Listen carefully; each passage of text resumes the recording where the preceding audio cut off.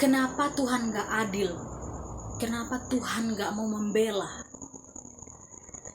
Kalau kita ada dalam keadaan seperti itu, bayangkan betapa kita ada dalam penderitaan yang luar biasa.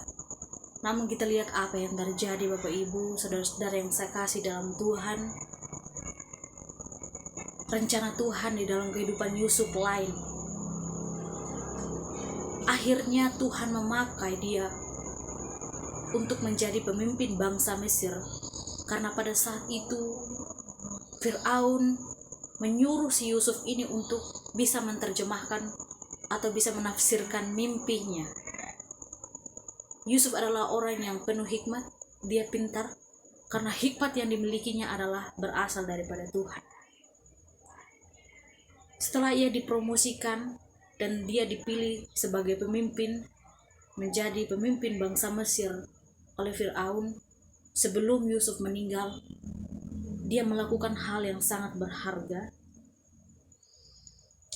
untuk saudara-saudaranya yang telah membencinya, yang telah iri kepadanya. Dengan cara apa? Kalau kita membaca cerita di dalam perjanjian lama, khususnya di cerita Yusuf, itu sangat memberkati kita, Bapak Ibu. Itu akan membuat kita makin mengerti betapa dahsyatnya penyertaan Tuhan membawa seseorang itu untuk sukses, harus melewati banyak proses dan penderitaan. Dan akhirnya apa? Poinnya di sini, Bapak Ibu, dia melepaskan pengampunan atas kesalahan-kesalahan yang dilakukan oleh saudara-saudaranya selama bertahun-tahun. Dia tidak simpan di dalam hati, tetapi dia melepaskan pengampunan atas kesalahan mereka, mau merangkul mereka, mengasihi mereka, mencintai mereka, dan mengubah mereka menjadi lebih baik. Bapak Ibu yang saya kasih di dalam Tuhan kita Yesus Kristus, pada saat ini,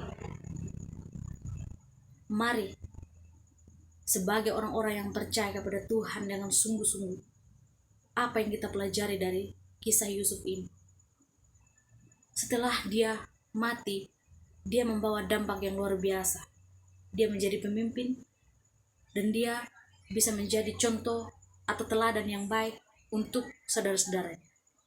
Adakah di dalam kehidupan kita hari lepas hari masih memiliki kebencian, iri hati, dengki, dan juga tidak suka berdamai dengan sanak saudara kita atau orang-orang yang kita musuhi?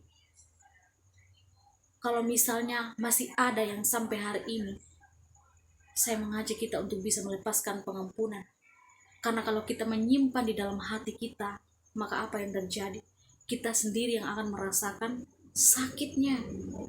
Kalau kita menyimpan kesalahan orang di dalam kehidupan kita, kita akan merasa bahwa itu tidak baik, itu tidak enak, sehingga di saat kita sakit, itu juga penyebab dari kita tidak mengampuni sanak saudara kita. Tuhan itu sangat mencintai orang yang mau melepaskan pengampunan, yang masih mencintai saudaranya saat-saat ini. Karena di dunia ini sementara, tidak ada yang abadi. Kita di dalam dunia ini itu dititipkan untuk melakukan hal-hal yang menjadi luar biasa di hadapan Tuhan. Ini menjadi PR kita. Kita harus melepaskan pengampunan. Di dalam doa Bapa kami, di sana dikatakan bahwa ampuni kami Tuhan atas kesalahan kami, seperti kami juga mengampuni orang yang bersalah kepada kami. Ketika kita mengucapkan doa itu, apakah kita sudah benar melakukan di dalam kehidupan kita? Itu menjadi jawaban bagi diri kita sendiri. Dan pada saat ini, saya mengajak kita semua untuk belajar saling mengasihi selama masih ada kesempatan, dan saling mengampuni kesalahan-kesalahan orang lain dalam kehidupan kita, supaya hidup kita itu penuh dengan kedamaian, hidup kita bermakna, supaya kita dipimpin oleh Roh Kudus menjadi anak-anak Tuhan yang luar biasa seperti Yusuf. Demikian firman Tuhan yang saya sampaikan, kiranya memberkati kita semua. Shalom dan Tuhan Yesus memberkati. Mari kita berdoa. Kami bersyukur untuk firman yang sudah kami dengar pada saat ini Tuhan. Biarlah firman ini Tuhan menjadi kekuatan dalam kehidupan kami, dan kami bisa melepaskan pengampunan untuk orang-orang melakukan kesalahan terhadap kami, dan biarlah kami saling mengasihi satu sama yang lain. Terima kasih banyak Bapa. Di dalam nama Tuhan Yesus kami berdoa. Amin. Shalom, Tuhan Yesus memberkati.